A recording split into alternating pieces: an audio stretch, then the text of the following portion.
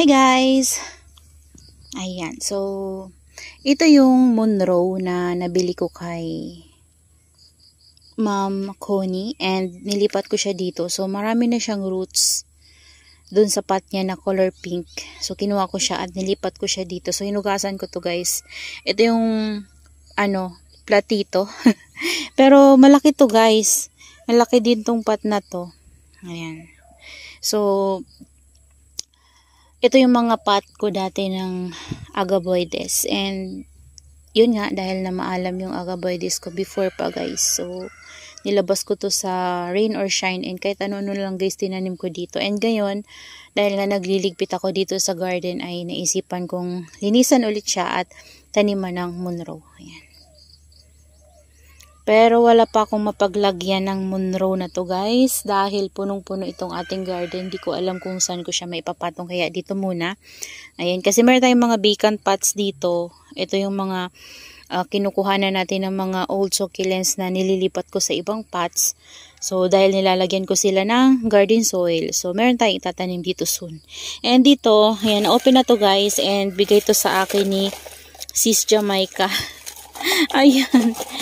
Hi sis, thank you so much. Ayan, so sinurprise ako ni Sis Jamaica. So dahil nga yung ating panandok dito guys ay bumigay na, sa katagalan ay mapapalitan na natin siya. So plano ko rin sana bumili nito talaga. And naunahan na tayo ni Sis Jamaica. Ayan o, color pink pa. Hi sis, thank you so much. Ayan o. Ayan. And malaki yung binigay niya sa akin na tweezer. So yung tweezer ko kasi dito maliit lang siya. Ayan, ito malaki siya oh. Ayan. Pero hindi naman kasi ako mahilig gumamit ng mga ganito guys. So nagagamit ko rin naman siya pero bihira yung ganito. Pag nagtatanim yan, tapos kapag hindi ko talaga makuha yung leaves sa ilalim ng succulent. So ayan. Pero ito, gamit na gamit to guys. Ayan, ito talaga. Kaya sobrang thankful ako kay Sis Jamaica. Ayan, thank you so much Sis Jamaica. Ayan, mega love shout out. And ayan guys, ito pala ito yung nilagay ko sa white pot na maliit nakaraan. So di ko alam kung napakita ko ba sa inyo, pero ito yun siya. Tulin ko.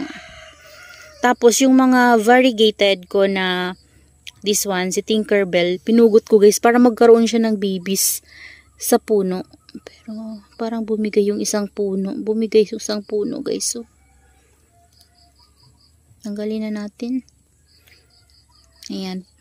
Pinugot ko. Ayan. Ito yung mga napugot ko sa kanila. Tapos yung Mendoza natin na variegated guys, ay pinugot ko rin. Ayan. Nagkaroon na siya ng pops. And dito ko na lang din guys nilagay. And nagdagdag ako sa kanila ng garden soil sa top and konting toppings. So madumi pa sila kasi nadungisan yan guys pag add ko ng garden soil. And hindi ko pa to binabasa kasi baka marat. Wala pa kasing roots. Ayan. So hayaan ko muna sila dito. Ayan, katabi itong ating purple cord na pinropagate ko din. Kinatings ko rin guys para mas mapuno ko itong pot na to. Yan. Marami na akong purple cord guys dahil sa leaf propagation and cutting. So gusto ko silang maparami. And ayun. Wala namang bago dito sa garden natin. Pero ito medyo basa kasi nispray ko siya kanina ng water guys. Ayan yung ating amakante from Ma'am Connie. Yan. Tapos yung isa guys, ayan, sana ay may makakilala dito sa succulents na to kasi hindi ko talaga alam yung ID nito guys. Ayan. Pero parang may nakita ako na ganito, ang pangalan ay Beauty Lily. Di ko lang sure guys kung si Beauty Lily ba siya. Ayan. Ganda ng nito guys. Dahon. And makinis na yung tumutubo na new leaves niya guys oh. Yan. Kasi dito mayroon siyang mga ganito. Di ko alam kung fungus ba siya. Yan, nadiligan ko na rin yan guys. And this one, yung nag-inarte natin na laun. Tama ba? Si laun ba to? Oo, si laun. Ayan, sumisigla na ulit yung kanyang new rosette. So, yung mga na-dry sa kanya guys, ayan o. Ayan, pwede na nating matanggalan. Ayan. Lalaki na ulit yan guys. Yan sila. Yung ating mga black prints dito guys. Yan, punta tayo guys sa rain or shine na mga succulents natin. Ayan. So, meron ako ditong ginawang propagation. This one. Bago lang siya.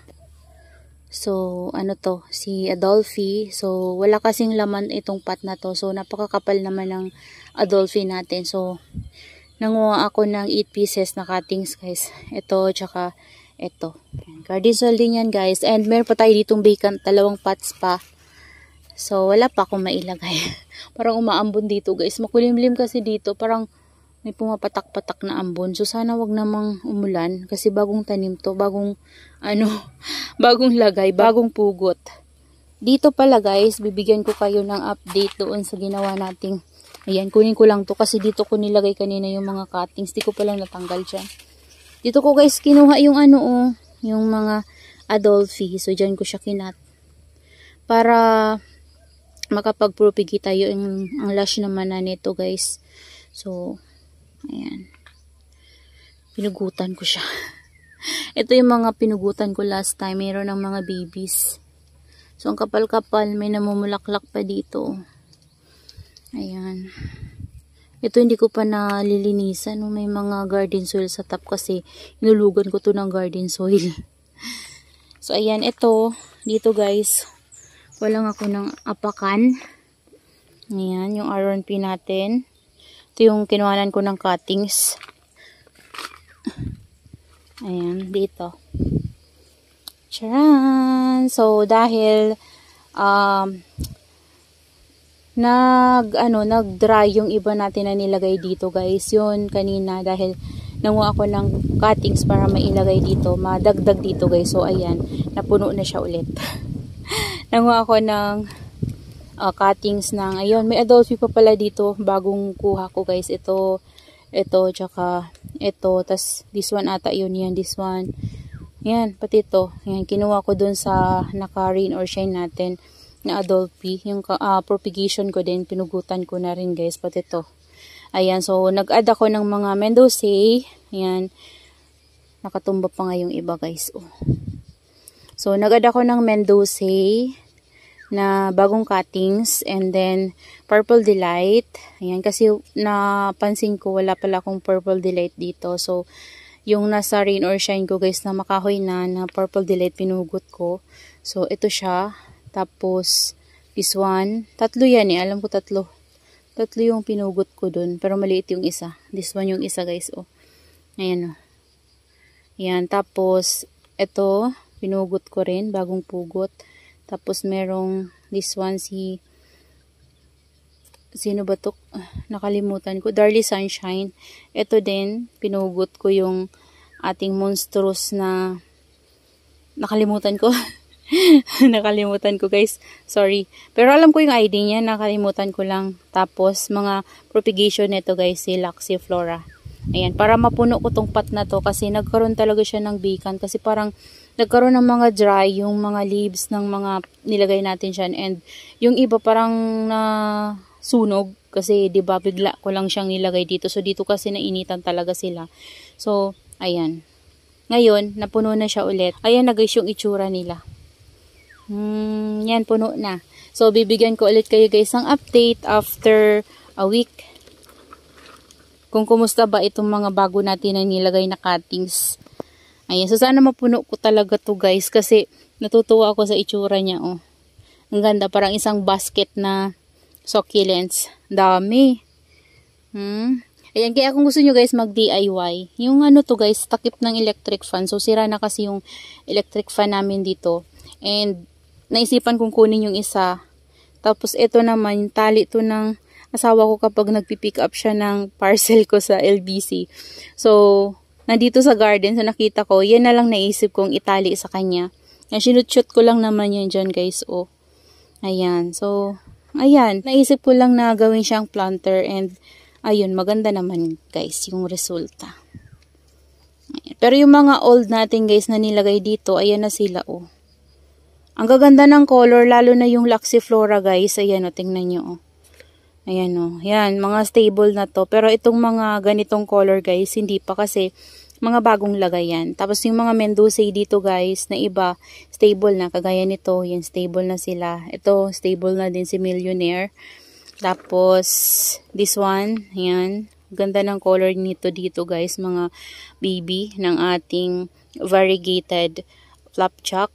Yan, yung mga napabibi ko na variegated flapjack ko guys ay nilagay ko dito. So, ayan o, pati ito pa. Ayan o, ang ganda ng color nila dito kasi nainitan sila. So, ayan, sana mas mapaganda natin tong ano na to. Kapag gumanda talaga to guys, gagawa pa ako ulit ng isa para ilagay ko doon sa kabila. Ayan, para partner sila guys. Kaliwa kanan, mayroon. Ayan. Tapos ito, mamumulaklak yung ating ano dito, stinky. Ayan. Laki oh. Shhh, laki niya. Nakakagigil. Kaso lang nagkakaroon siya ng ganito. Hindi ko alam kung bakit siya nagiging ganito.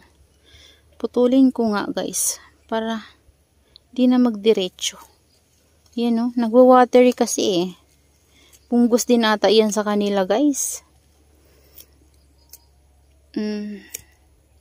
Nasisira yung stem. Ayan. So, ayan yung ating stinky guys. Ganda no? O, yan. So, mainit guys oh. Biglang lumabas yung init. So, kanina, makulimlim. Tapos parang umaambon-ambon. Pero ayan, lumabas ulit yung init. And yan yung itsura ng ating planter dito guys. Yan. So, yan guys, yung mga kaganapan dito sa ating garden. Ayan. Yung Chloe ko guys, nandito oh. Tangkad na naman siya. Pwede naman siyang pugutin. Pero hindi na muna siguro ko guys magpugot. Ewan ko lang guys, kapag sinipag ako, baka mapugutan ko na naman sila. Kasi marami pa tayong mga pots na mga vacant. So gusto ko kasi yung mga pots ko dito ay mataniman ko guys ng mga propagation talaga. Marami pa akong ayusin pero hindi ko pa guys naaayos. Yun yung ginawa ko kanina and shower ko itong ating mga naka-rain or shine. So yesterday parang nag-shower din ako sa kanila. So mainit-init kahapon. Na-dry talaga sila. So kailangan ng mga gymnocalcium ko guys ng spray talaga. So para naman hindi sila sobrang matuyuan kasi mahilig sila sa water para mas lumaki sila guys. So yun, shower ko sila dito. And mabilis lang talaga sila matuyuan dito guys. Yan yung mga Mendoza ko dyan. Kinuhanan ko ng cuttings. Yan yung nilagay ko dun sa planter natin guys. At ito nilabas ko to guys. Oh.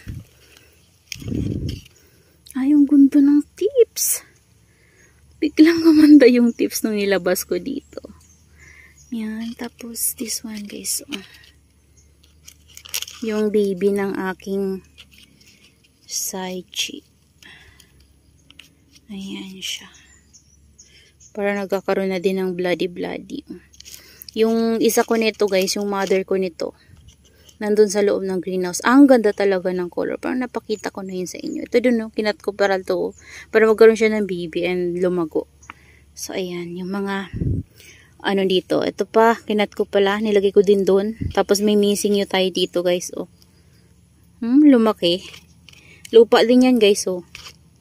Tapos, may alo tayo dito. Ayan. Si Pots Pink guys. So, nilagay ko na dito yung natira kong Pots Pink. Bahala na siya dyan guys. Pero gumanda yung color niya. Oh. Ayan, ito din. Ayan. So, yan sila guys. Hindi ko na yan sa inyo maisa-isa. Ito yung naputol ko na baby ng Murasaki ko guys. So, nilagay ko na lang dyan. So, ayan, okay naman siya. Tapos yung cuttings ko ng peach snow, medyo nagkaroon siya ng fungus nung nasa loob siya ng greenhouse. So, ngayon na naka-rain or shine siya guys, wala na. Ang ginis niya. Ayan. And dadiligan ko din kasi yan guys ng tango, ng fungicide.